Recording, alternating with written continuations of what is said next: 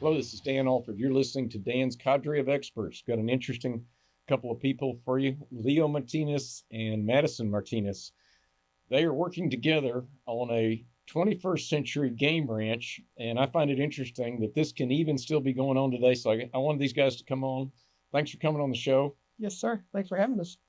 So explain what a game ranch does in Texas in the 21st century, because not everybody that's listening is from Texas. Well, first off, we hunt, Right? but we also raise exotic animals and native animals, white-tailed deer. From what continents? Where are these exotics from? The exotics are from all over the world, actually. We've got, I don't know what, probably 20 species, 20, Yeah, 25 maybe? 25 different ones. Species right now. And some are really common, axis, black buck fallow, These are deer. deer, Yes. antelope. Oh, the black buck or antelope. Black buck or antelope, and all the way to Baizang, which are protected, All right, I think those are swamp deer out of India, if I recall. I want to say the Baizang is No. China. China. Yeah, they're from China. They're from China. Pierre Davids are the swamp deer. Okay. And they're protected. So, the Baizang is not the. So, not the why are you raising something that's protected and you can't do anything with it? What's the commercial value of a protected animal? Nothing other than the fact that the numbers are growing and we have some. No, good for you. That's the point. I mean, that's really we have them, and we're hoping that one day that they are going to be able to be able to be hunted, and we have some. We have Sambar as well. Sambar is the same way. There's not a lot. There's only a few ranches that have them, and we actually have a good sustained herd that has grown from the ranch. And that's a great big deer. It is kind of a it is. They get pretty big. It is. Are they tasty? We haven't Never tasted one. tasted any yet, and we're growing our herd is what we're doing. Too expensive to eat. So it's too expensive for us to eat. Yes, that's a good point. Very good point. But I probably should have called it a game ranch, right? Because you got cows, you got bees. What? You've got a wedding venue. Yes, sir. We do a little bit of everything. We try to maximize the property. The owner of the ranch. Go ahead and put a pitch in for your ranch. We're at the Dancing Elk Alexander Ranch in Mathis, Texas. DEA. Different kind of DEA. Different kind of DEA, which we've had that question asked at I was shows. a little worried the first time. That my phone, when I call people, my cell phone, it pops up DEA. And I had a guy call me back the other day, and I answered. I said hello, and he's like, "Hello." He did and I said, "Hey, this is Leo," and he's like, "Oh my gosh, I had lost my personal phone, lost his number out of my personal phone, so I got his number from a friend, and I had called him, and he didn't have my ranch phone saved, so it popped up as DEA, and he was like, no, I'll call you back." So Maybe a guilty conscience. yeah, maybe, but So how many acres is this, and where's it located? 1,600 acres. We're in Mathis, Texas, Live Oak County, kind of in between San Antonio and Corpus Christi. So that's like almost 3 square miles. Yes, sir. Yes, sir. And we are game fenced. We are game fenced because of the exotics. Not that you need it for the exotics, but we like keeping the exotics that we have. I always say, even with our whitetail, people say, well, you're keeping those deer in. I said, no, we're just keeping everything else out. Yeah. We're not keeping our stuff in. We just don't need anything else. And you guys are working this ranch 7 days a week, right? Pretty much. 7 days a week, Pretty much. Yes. year round. Well, and going back to what we were talking about, the owner of the ranch wanted to maximize the property, which is good. I mean, it's return on investment. So he built a wedding venue, beautiful wedding venue, and then, of course, the hunting, and had cattle on the ranch. And when we got there, they really hadn't focused on the cattle a lot, and I love the cattle part of it.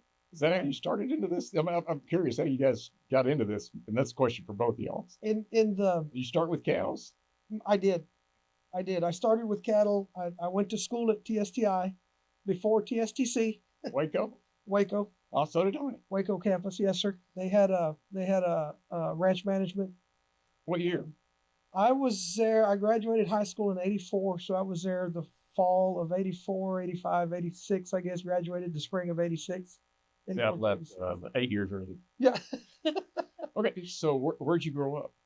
Freer. Where's Freer? I know where it is, but It is Freer going the other way for Corpus Christi it's halfway between Corpus Christi and Laredo. South Texas. And Freer's known for deer, big deer, muy grande, deer contest, rattlesnakes. They have senderos and brush. That's where she grew up. She was actually born in East Texas. what's that? Palestine. Oh, okay. And Madison, the reference to Madison. I'm going to answer your question, Dan. Because I want to know why you named her after a square garden. You're correct. You've asked that question. You've asked me that question. You've asked her that question. Well, we were living in Palestine. I was managing a ranch in East Texas. We're from Freer, South Texas. So we're driving home, and we're coming from, which we were in Grapeland, which is just north of Crockett. So we would go through Crockett, Madisonville, Bryan. Madisonville, I get it. My older daughter, Serena, was like, You could have been Crockett. She could have been Crockett. It It could have been Crockett. But our older daughter was like, Madison. We're coming through Madisonville, and she's like, we ought to name sister Madison. And there we go. It stuck. And so that's where that you have your question answered. So It's not after the square garden. Now we know. Now you know. Now you know. And so you've decided to take this same profession, what your dad's been doing for Ever and a day. 86, so it's 40 years or something. Yes, sir. So what were you thinking? I just loved it so much. I was homeschooled. So I was homeschooled 7th grade to my senior year. And as soon as I was homeschooled, he was on a different ranch at that time in Freer. Mm-hmm. So I was in his truck. I was with him guiding hunts. I was with him working deer. We were in Austin at the Capitol all the time for our deer breeding stuff, legislative stuff.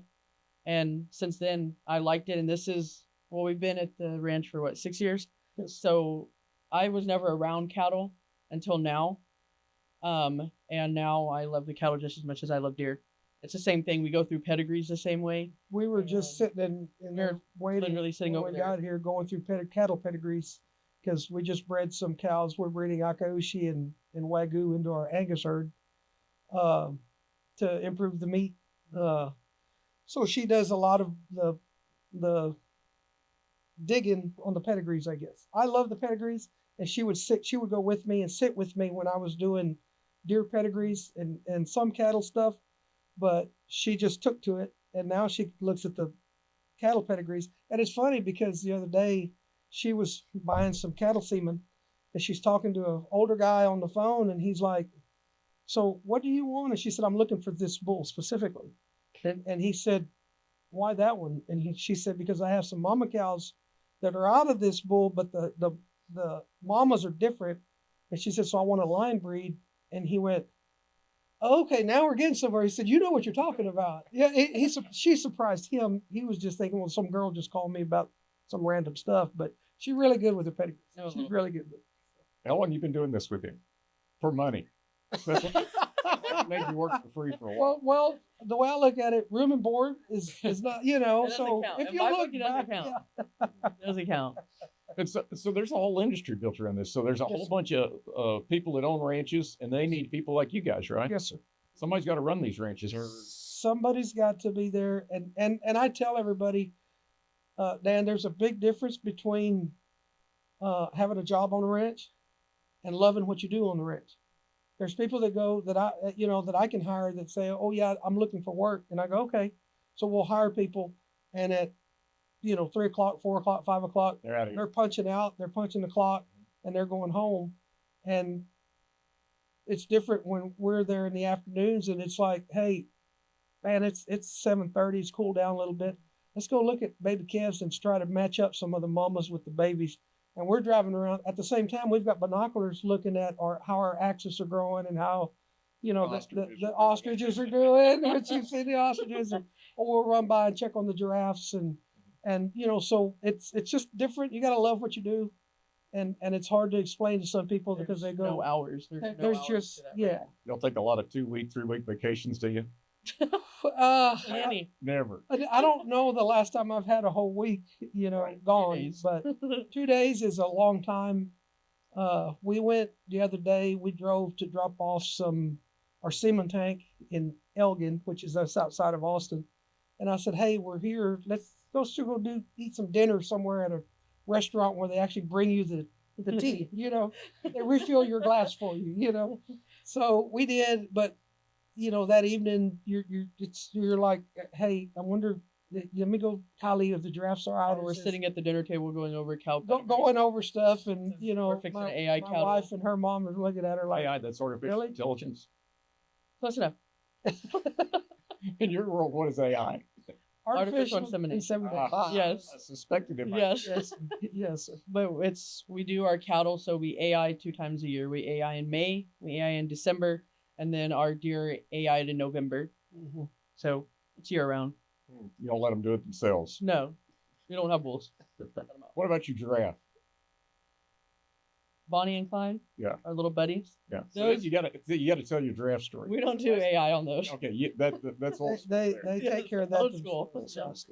I heard you just got a new female giraffe. Yes, about a month ago. Yes. It's been about a month, because we've had a male for 2 years, and we finally were able and could hold the female in our barn and got everything set up. Our wedding venue has a lookout, and so now our giraffe, our Bonnie, is super tame, so we're able to feed her from that lookout, and the wedding people actually love it. It's actually helped sell our wedding venue a little bit more with having a tame giraffe. Everybody needs a giraffe at their wedding. Everybody needs one. does. Everybody. Everybody who sees it thinks they do. Yeah, it's pretty cool. It's pretty cool. She has a pasture. We have an enclosure and a barn because we worry about the cold, during the winter, because as you well know, they're susceptible to cold. So if it's freezing, which we very seldom get it anyway, but the 2 or 3 days out of the year we bring her in, but we're hoping babies down the road, so we do have a enclosure with a barn, but normally we have a pasture where they hang out in the pasture. We don't keep them in all the time. The gestation is 14 months, right? Yes, sir. Yes. It's a waiting game. Long time. It's a waiting game. Yeah. If you're not patient, don't say you want giraffe babies. They take a while. We've had 9 born at our ranch, Really? so Wow. it can be done. Very cool. Very awesome. So let's talk about hunting. Okay, you can hunt these animals in Texas, or you could go where they're native, right? Yes, sir. So talk about the pros and cons. Why do you have customers? Why doesn't everybody go to Africa or Tibet or wherever these animals are? I think a lot of it is time. We get hunters from all over the United States, literally all over the United States, and I've got a hunt coming up in October. Guy from Pennsylvania is coming to hunt blackbuck, specifically to hunt a blackbuck, Which is a little bitty a antelope. little bitty antelope. Horns. Yeah, spiral horn antelope. A great one is over 20 inches. They're gorgeous animals. They're beautiful, beautiful. I love the black buck, and of course the black buck. There's more black buck in Texas than there is in their home country. Yeah, right. So there's Driving here. part of the question is, part of the answer is because they can't find them, and we have them. And Texas has seen the value in them, like you said earlier. You got to have a value on them to take care of them, and so many of these countries don't understand that and have overhunted them. And so that's part of it. The other part, I think, is a time thing. They can come in and hunt with us and not have to fly to Africa, I guess. Also, Our flights. and then the hunt is going to be, usually 7 to 10 days, I'm guessing. Always. And then the flight back. And the other thing I think too is you get to take your meat home. Right. And a lot of Yeah, people you like get the horns. taking the meat. They want to have the meat up. So people don't get the wrong impression. The meat doesn't go to waste. It all gets sold, Right. but you don't get the proceeds or the meat. Right. You get a meal.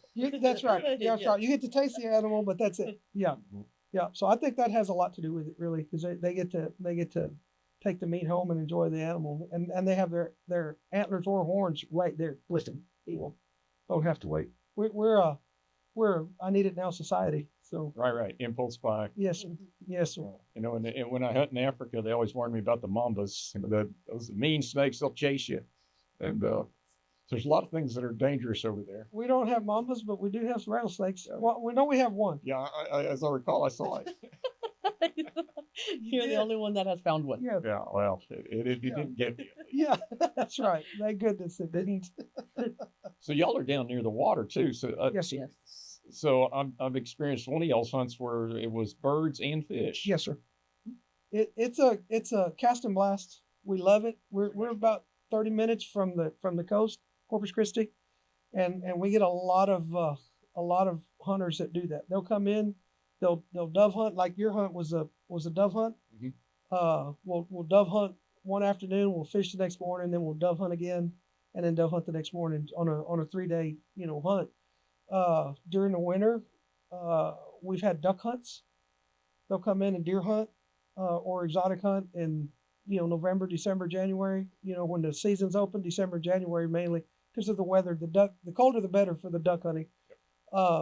So they'll do the same. We'll deer hunt one morning or an afternoon, and then the next morning we'll be duck hunting, and then that same afternoon we'll come back, eat lunch, take a little break, and we're deer hunting again that afternoon. So pretty cool to be able to break up the hunts like that. I always get a kick out of, when I come down to y'all's place and all the interesting people that I run into. Y'all are employing half the county, I think.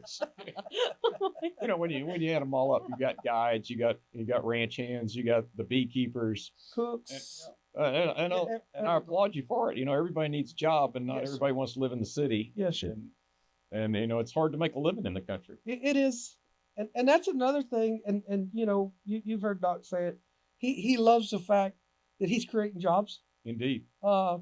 He's very big into look what we're doing, and like I said, we've talked about Christmas trees, planting a Christmas tree farm. Why not? Well, that's what he's like. So Why not? We can irrigate it. Pump some water to them. People can come out. And I said, well, you're gonna need somebody to watch after the Christmas trees, and he's like, okay, We'll find someone. yeah, We'll find we can find somebody. Need a forestry agent. Yeah, he just very, very. Maybe Madison could be. We'll go to forest school. Go to forestry school. Yeah. It just makes him happy that he has people working, and he's very proud of the fact that he's creating jobs. Very proud of his team. And proud of his team. Yeah. We got a great team. We do have a great team. Everybody together just does a fantastic job, from the wedding venue to, Benny and Carlos and Madison and me, and nobody's better than anybody else. Everybody does everything. Everybody, it doesn't matter if we're welding or taking the trash out at the lodge. Everybody helps. So they're fantastic. My dad's always told me, our cleaning lady is just as important as me, because she keeps that lodge clean for you to come down. Oh yeah. Unless you Everybody- want to clean it. Everybody's You want to important. clean it. Yeah. Our chef is important because she gets you fed. So yeah, it's a kind of a holistic approach. It's a chain, it's a circle, and nobody's more important. Not one part is not more important than the other part. All men are created equal. I read that somewhere. Somewhere. And my dad would always tell me, don't be too good to sweep the floor and take the trash out. Indeed. So When I was a kid, I watched the TV shows and I saw Doctor and you saw safaris and things like that. I never thought they'd still be going on here in the 21st century, Yes, but sir. you can still go on safari in Africa, yes, sir. and you can still work at a exotic game ranch in Texas. Let's look in your crystal ball. When is this going to end? Or is this permanent? I'd like to hope it is. I hope that it's permanent, and I'm going to get a little political with you. Go ahead. Okay. I know you won't, and No, I'm politically correct at all times. yes, and I'll tell you what my biggest thing is, and it makes me mad. I'm not a landowner. I'm a landowner's agent. I take care of a property, and we love the property, or we wouldn't do it. We love where we're at. We love the ranch. We love what we do, and what's going to make it go away is when they start taking away the property owner's rights Indeed. to do what he wants with his property. And there's a group of people out there that are already have that in motion of saying, no, you can't do that, or no, you can't do this. And she just spoke about it earlier when she said, she was 12 years old and we were walking the halls of the Capitol in Austin talking to our state representatives about, So you're also a lobbyist. we were lobbying because this is our property, and why can't we do what we want to on our property? And the animals are benefiting from this. You mentioned the Baizang and the 100%. Bear David. The Yes. Baizang are endangered. The Yes, Bear David are extinct Yes, sir. in the wild, and Yes, yet sir. And they're we have both. thriving in Texas. And we have both. Yes, sir. I do too. Yes, sir. I know you do. But it just upsets me. I get very passionate about it because this is what feeds my family. Yeah, but you and I both have Baizang. We're not making a penny off them, No, sir. but we're feeding them. Yes, sir. It's costing you money. Yes, sir. But what pays for that is the hunters. Correct. And so if you're going to hate the hunters, then you're going to actually be harming the Baizang, harming the Bear David, That's right. all these extinct and near extinct animals. 100%. The reality is, I don't know how much food y'all put down a day. We put down tons. A lot. Put down a lot. Yes, sir. A lot. And it ain't cheap. It's not cheap right now. I mean, it's expensive. Not everything will eat grass. That's right. And so, I don't know what the answer. I would like to think that it'll thrive forever because there's always that us, and we're think independently, but yet we can get together and go, hey, we need to get together and fight this cause. Sometimes we're not as organized as the other groups that have figured out that, hey, if you show this little kitten or you show this puppy or you show people go, oh my gosh, we need to, well, we hunt. And I don't apologize to anybody for hunting or shooting animals, but that's what keeps this going. But that's what they use to, oh, look what they're doing. They're the bad guys. No, we're not the bad guys. I think we use more of the animal that we hunt than they do. Yes, sir. And Yes, we're eating meat otherwise. Otherwise, We're that's using the right. head and the horns. 100%, 100%. And that, it's like our beef, our cattle, we know what we're getting when you get our cattle, our beef, which we do ranch to table. And I'll straight up with you with what you get. And it's no different with the hunting. This is what you get. This is what we do. We don't hide what we do. We don't hide our profession. And I'm very big on landowner rights because it's your property and you should be able to do what you want to do on it. Particularly when it's good for the animals. 100%. It is good for the animals. Yes, sir. Yes, sir.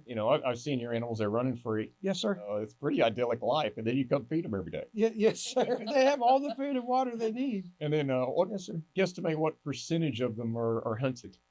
What would you say? Really, not a very big percent. I mean, what do you think? I never thought about it like that. I'd like to know, I was thinking, at my ranch, if they put it up to a vote, they said, hey, we'll feed you every day, but 2% of you are going to get hunted. They probably say, yeah, let's do that. That's a good deal. Yeah. I hadn't thought about it like that, but you're right. But yeah, Small it's percentage. 90 percentage. Very small percentage. Yep. And it's zero on the Baizang. Since you don't. Mm-hmm. So you said something about season. So anybody that's listening might not realize, but the exotics don't have a season, do they? No, sir. No, sir. Whitetail do. The whitetail is November, December, January. Any native animal Turkeys. has a season. Y'all big on hunting turkeys? We do some turkey hunts. We try to really take care of our turkeys. We don't spoil them. I do. We do. I do. What did we spoiled them here? When they start laying eggs. Yes. What'd you do for them? We give them, it's called a high pro hen scratch. So it has like an egg layer and extra stuff in there. So it's a little bit more expensive, but hey, we take care of them. Only the best for our we give turkeys. them back massages too. Yeah. Only the best for our turkeys. So it adds like, it's like when you give the chickens the laying, so it makes their shells a little harder to protect them. Sit on them. So I don't know if it helps, but it can't hurt. They seem to like it. They seem to eat They it, love it. and I'm hoping that those eggs are a little bit harder. They can not get eaten by raccoons and skunks and pigs and every other animal. That they're at the bottom of the food chain, right? So we're trying to just do everything we can to. They're nesting on the ground. They nest on the ground. What were they thinking? Yes, sir. Yeah. What were they thinking, right? So yeah, we pamper them with high pro chicken scratch on our turkey.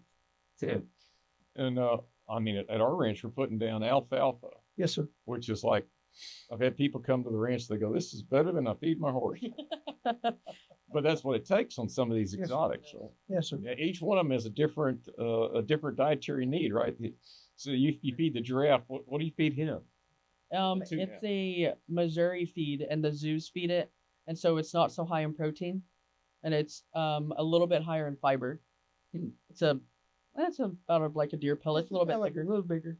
And then your branches. Yeah, we feed branches as well, browse. They're really good on browse. They have to have a lot of browse. And they also eat alfalfa as well.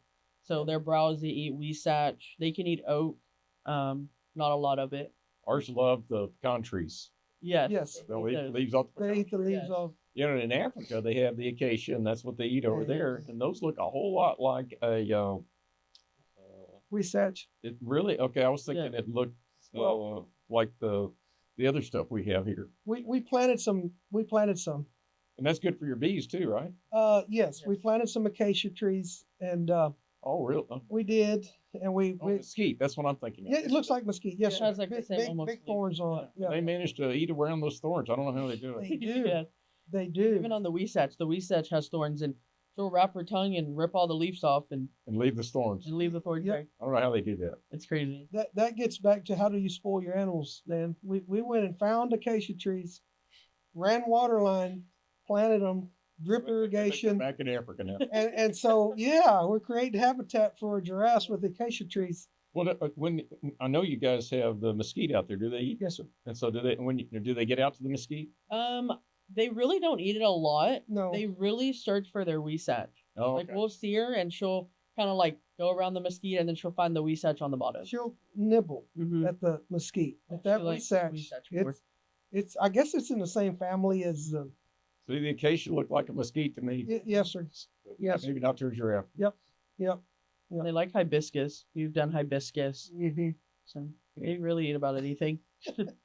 What's the plans for the ranch? What's up next? You guys always seem to have a new project on or something. I mean, you got what'd you say, 20 species? Yes. You're in the draft breeding program now. Yeah, now we are. Now we are. Raising honey with the bees. Yeah. We are.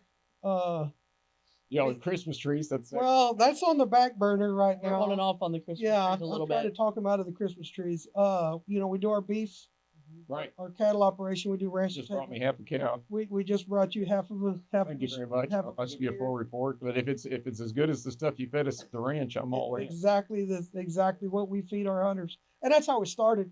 We started out with, hey, let's grow some for the families. Honestly, I called the owner and I said, hey, can I feed out a steer and for us on the ranch? And he said, yeah, dude, let's do a couple, because I want some. So we did a couple, and he said, man, just give it to all the employees, So we passed out beef and they love it, because they're like, man, this is great. And then of course he took some home, and then we thought, well, we could use it in the lodge, and we fed it to our hunters, and that was without knowing it, that's our market. They come in and hunt and go, hey, where do you get this? Oh, yeah. Where we grow it, and so we can take it right to the pens and go pick a steer. Which one do you pick one, and that'll be yours. So we're doing that. Of course, the hunting. I don't know. There's just so much going on. I like the way you include the other people in the area. We went down to go fishing, so that's Yes, sir. The fishing guides, Fishing guides, duck guides. boat owners. Yes, sir. Marinas, bait. Just Everybody. so much going on with. I don't know if I know everybody, but there's so much that ties into, and that's the other thing, to me, that I get passionate about. Dan, when people don't realize, when they try to make this go away, the ripple effect that this one place has, and it's just us. Right. Think about yours. The feed, the people you get your feed from, the fuel, the tires, the guy driving the truck, it just Road builders, it goes on. the road builders, they stop to eat lunch at a restaurant on the way home, or they stop and get them, a snack and a drink at a grocery store that they wouldn't normally stop because they're coming down somewhere else. The ripple effect is huge, and it just really just upsets me when they go, oh no, you got to stop doing this. And I'm thinking, you don't understand the economics of this. Who's gonna feed those bears singing? Huge economic. Yeah. But I don't know what the direction. I mean, I know the direction we're taking the ranch to what we're doing, and stuff pops up because of, like you said, it's almost like because of one business, something else happens. Oh, I love it. You guys are so diverse. Yes, sir. And that's how you survive. Yes, sir. I just took you through the robot company, right? Yes, sir. And you saw that I'm working in 5 different fields because, everything's cyclical, and you need something that's counter-cyclical to whatever's down. That's right. And I applaud what y'all are doing. You know, so everything. You don't have any goats, though, right? That's We haven't started the goats. we haven't started the goats yet. I don't know. Thinking about. Yeah, I'm like, I don't know about birds. that. Didn't see any yard birds, no chickens. We don't do any chickens. We're gonna do some quail hunts this Oh, yeah. this Sign hunting me up. season. I'll get with you. I know you'd asked about it, and but we're gonna On you. start doing some quail hunts and maybe if they ask some pheasants, whatever, but kind of focus on the quail. We don't have enough native birds, to run dogs. We do have some, but not enough to hunt. You have enough turkeys. We have enough turkeys. That we do. So yeah, it just kind of we just try to diversify and do as much as we can to help the income on the ranch, keep everybody busy. So if somebody's listening, they're unaware of this. How do they get a hold of you, book a hunt? What's it take? Explain. Is there a place for people to stay? We do. We have a lodge. Our wedding venue has three houses. Yeah, three houses. Three houses actually. The wedding venue has 3 houses that they can rent when they're having the weddings to stay on the ranch. The hunting, we have a lodge, separate lodge just for the hunters. We can keep. I don't do large groups. We can handle large groups. And because of the wedding venues, we've had some business meetings where they come in and have team meetings, and not really hunt, but just hang out, do a little fishing. We do tours, get to see the animals, and it's everything like you said, from giraffe to zebras to wildebeest, everything. So we do have a separate lodge where we keep our hunters. Our hunts. The one thing that kind of separates us a little bit is we right now we're able to do exclusive hunts. So if you come in and you want to hunt a white-tailed deer, you're going to be the only one on the ranch. You can bring your wife. There's nobody in the lodge. You're cook for us. Yes, sir. We do. Not you, fortunately. Not me, thank goodness. Sorry about that. Yeah. But we work real hard to keep our hunts exclusive. Yeah. So you have full access to the ranch, full access to the lodge. Bring your wife. You're the only ones in the lodge. You can enjoy the place. I have, friends, groups of friends that they're friends that come hunt. They've become friends, family. Yeah.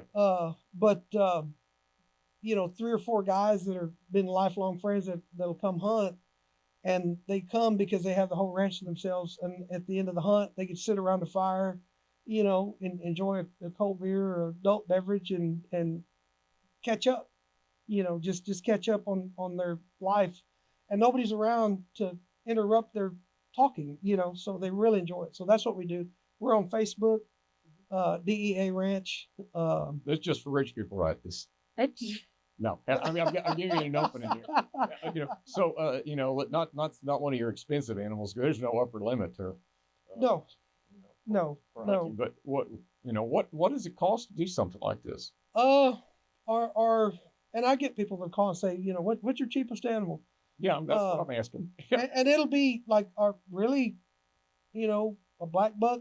Our trophy black buck hunts are $4,500. And what does that include? Lodging, meals, one-on-one guide. One night? Our black buck hunts are 2 nights. Okay. It depends on the hunt. I just get a feel for it. Normally I say 2 nights. Our black buck hunts are 1 night, 2 days, 1 night. Our whitetail hunts are 3 days, 2 nights. And most of our exotics are the same. Our axis hunts, I don't do large groups on them at all because they're so hard to hunt. Our elk hunts are the same. We do individual hunts. Because they're hard to hunt and we like to focus on the hunter. Yeah. We tend to, like I said, focus on, we want the experience to be better than saying, okay, there's 10 guys and they forgot about me because there's 8 other guys. So we try to keep our group small, and one is not too small. Yeah. We can plan the hunt to whatever you want. If you call me and say, hey, I want to, like you talked about, I want to go fish. Sure, let's go fish. We on that, by the way. We had a group from South Dakota. Mm-hmm. They flew in. We picked them up at the airport. They came in. They whitetail hunted. They had booked a couple of extra days. on purpose. We took a day where we drove them to San Antonio because they wanted to see the Alamo. Oh, yeah, so much history there. They wanted the history. They wanted. That 90 miles? Yeah, we were there about an hour and 20 minutes in downtown San Antonio. They wanted to see the Alamo. They wanted to see the Riverwalk. We took the Alamo. We took them on the Alamo tour, the Riverwalk, Hall of Horns, and did the whole day in San Antonio. Went down to the market square and, bought all the knickknacks and all that stuff. They had a great time. Brought them back, and they thought it was the greatest thing in the world. So we make the hunt fit you. Whatever you need, we take care of it. So work real hard in scheduling whatever you need done. Yep. Madison, is this your career? For sure. You're sticking with it Yes. Forever. And I'm glad she is. forever. Yes. And I'm glad she is. Yeah, thank goodness. We know. I'm glad she is. I really am. I'm an absentee landowner too, so I got to have people that I can trust that care about each individual animal. Yep. Mm-hmm. They got to, make sure everybody respects the land, respects the animals. It's a good life. It really is. You gotta love it, but it's a good life, Dan. We enjoy it, and I'm obviously being a father-daughter. Yeah, how many of these teams do you see? It's pretty rare just for me to see women in the field, and I'm delighted. That's one reason we brought him. I was curious. Yeah, sure. And I mean, she helps me so much because she does my scheduling, and like I said, she does the pedigrees on the cattle. Not that she can't. She's guided hunts for us. She'll. I mean, you've seen her clean a turkey. Oh, that was my turkey. Yeah. I mean, she's gutted. She's cleaned deer. She'll do it all. But this is what we need from her is this specifically. But when I was doing it, I wanted her to do it, I guess, because I wanted to be able to answer that question. When somebody goes, well, oh, sure, you can do this. No, yeah, I can. Yeah. Yes, I have. She's done it. So she understands what it takes to do it. And part of management is understanding what it takes to do it to be able to manage it. They'll do every job. So, yes, sir. Yes, sir. So I'm glad, and I just couldn't do it without her because she handles, literally she's my right hand and handles my scheduling and all that. We need the next generation. Absolutely, 100%. Kid hunts, don't you? Don't y'all have some youth hunts? We do. We donate youth hunts with the Houston Safari Club. Yeah. Bring them out. I love the youth. I just talking to them about doing a youth camp. Getting some kids that don't have the opportunity to come to the ranch. Very involved with FFA. I love my FFA program there in Mathis. Good kids, work hard. Great teachers. Great teachers. Ag teachers. That's the beginning of it. Our ag teachers in Mathis are fantastic, and they push those kids to do better. And it's a small town, small farming community. It's I don't know, population's 3,000 maybe. It's small. The biggest news we've had in the last, I don't know how many years is we're getting a tractor supply. That's exciting. And that's exciting. We've got a Dollar General and now we're getting a tractor supply. So we got another Dollar General on the other side of town. Yes. They're moving up. Yeah, it's really, really big doings, but great kids. So we're really involved with the FFA, and I really believe the next generation has got to get involved in the agriculture. Absolutely. I've got this weekend out of my ranch, I'm going to have 15 people, and a couple of them are going to catch their first fish, and a couple of them are going to shoot the first deer. Yeah. And you're doing the same thing just on a larger scale. Yes, sir. And you guys need to keep that up. We are. We enjoy doing it. I really think it needs to be done. Something that needs to be done. Yes, sir. Well, that's why I had you guys on, because when I showed up at the ranch, you guys are so passionate. Sounds like you do it for free, but they're paying you.